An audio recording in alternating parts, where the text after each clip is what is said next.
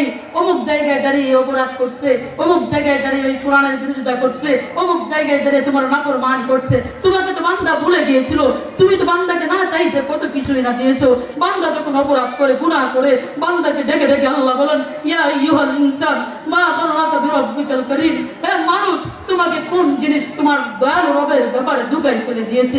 আরে দয়ালু রব কাকে বলে?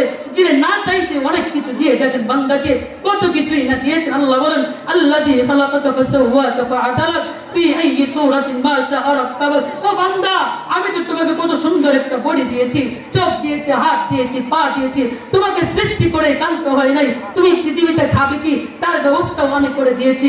সূরা বাকারার আরেক আয়াত আল্লাহ বলেন ইয়া আইয়ুহান নাস, হে মানুষ সকল, উবুদু রাব্বাকুম, তোমরা তোমাদের রবের ইবাদত করো। রবের পরিচয় কি?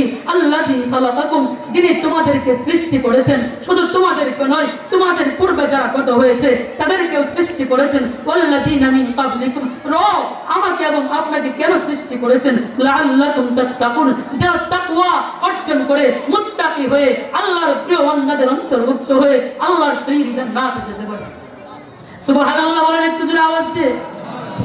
রব শুধু সৃষ্টি করে ক্ষান্ত হয় নাই, বান্দা পৃথিবীতে থাকবে কোথায়? আল্লাহ বলেন আল্লাযী জাআলা লাকুমুল আরদা ফিরাশা, আমি আল্লাহ জমিনকে বিছানা বানাইলাম, ওয়াস সামাআ বিনা, আকাশকে ছাদ বানাইলাম।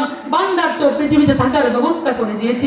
বান্দা খাবে কি? আল্লাহ বলেন ওয়া আনজালনা মিনাস সামাই মাআন ফাখরাজনা বিহি মিনাস সামারাতি রিজকাল লাকুম। আল্লাহ বলেন বান্দার খাওয়ার জন্য আমি আল্লাহ আসমান থেকে পানি বর্ষণ